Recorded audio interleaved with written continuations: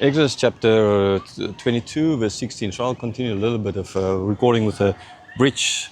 The train station, or where the buses come to, is just on the other side of that bridge. Now, I mean, not a train station where that was an old train station here in Siliguri, but the new train station, New Jalpaiguri, is about 4 kilometers south of here, where I need to go to catch a train. Okay, verse 16. If a man seduces a virgin who is not betrothed and lies with her, he shall give the bride price for her and make her his wife. If a father utterly refuses to give her to him, he shall pay money equal to the bride price for virgins. Okay, so what happens here? Now, I read in one of the commentaries, I say basically you can interpret the Hebrew here in both ways. In other words, not just a man seducing a virgin, but maybe a virgin seducing a man as well. Okay, at the same time. So it can go kind of both ways. You know, ultimately, a woman can seduce men as well, or men can seduce, or I think, unluckily, sometimes it feels a little bit of, say, women might seduce, men might rape, kind of idea. But I mean, it can happen both ways, both the ways around as well. So what happens if then the man, he or whoever, no, a virgin seduces and she loses her virginity? It's very important for. I would say it's very important for men to keep their virginity as well, but in their culture it's very important for women to keep their virginity. Why?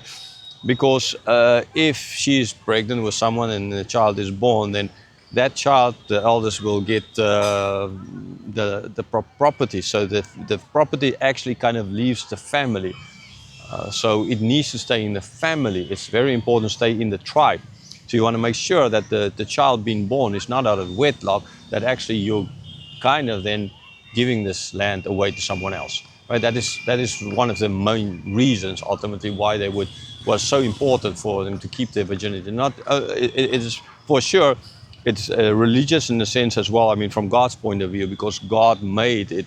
It's one woman, one man, and together forever kind of idea. So, but from an economical or practical standpoint, this would have been a big problem for the people. So, if she was a virgin and now he seduced her or she seduced him or whatever, and there's intercourse, then what happened? Okay, so what you need to do is you need now to pay for her. You need to make her now your wife, right? That's that. So there's a bride price, you pay. Okay. Well, I mean that was normal. Why a bride price? Why would it be? There are cultures in this world still having bride prices where we pay for the film. Why is it so important? Not because you're treating her as like an animal and so you need to buy her, right? Uh, but to make sure that you don't just whatever go to Vegas and get married in a night's time like they do. Okay, when you marry someone, you need to make sure that this is the right person, and it costs something. So in other words, if you want to marry, the man wants to get married, he needs to go and he needs to first work and make money so that ultimately he can afford to get her. So it's not a one-night stand. It's not an overnight thing. This is work hard, make money, and then so that is why like there's a betrothal. In that time he can work, he can, so that ultimately he can pay the price so that he can get married to her.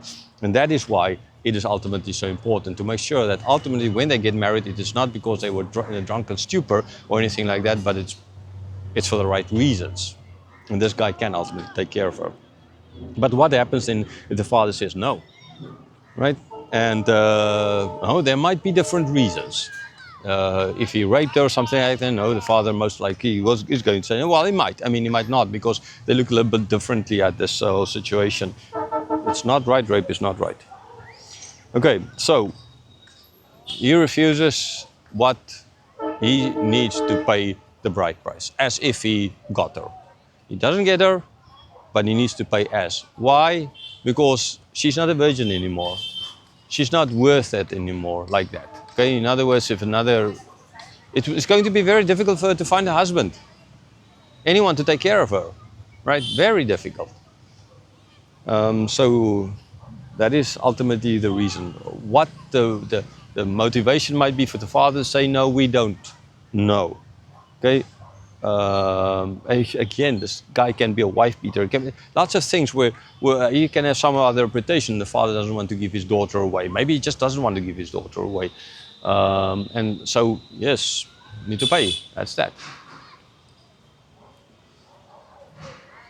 Okay, just show you, I don't think it's going to be too fully possible if on this side follow around kind of, there's on the walls there a number of paintings. Yeah, the painting is kind of coming off a little bit, but still kind of nice. Okay, and then yes, the the bridge over there and the river down here.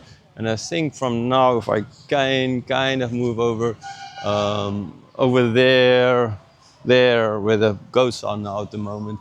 There's the, like, where they were playing cricket last night, so cricket, kind of cricket pitch. So yeah, lots of people living here next to the river, clothes being hanged out, dried, people living in shacks. I mean, that's, yeah, poverty is everywhere. Jesus said, well, the poor will always be with you. And the cows, buffaloes, that they look a little bit better than the normal ones I've seen. Um, yeah, ultimately one can't help all the poor. It doesn't mean because you can't help all the poor that you mustn't help any of them.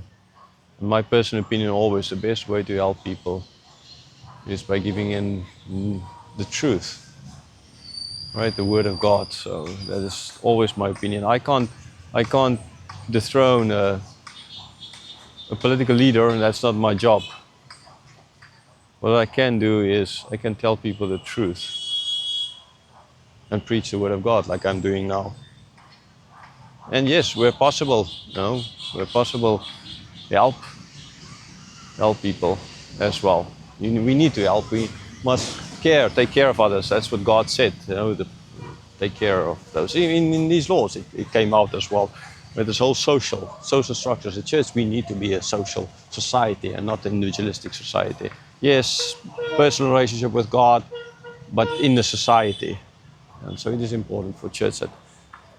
So here's the guys walking over. Okay, I'll just swap it around, and then you can see the crossing of the river now here with the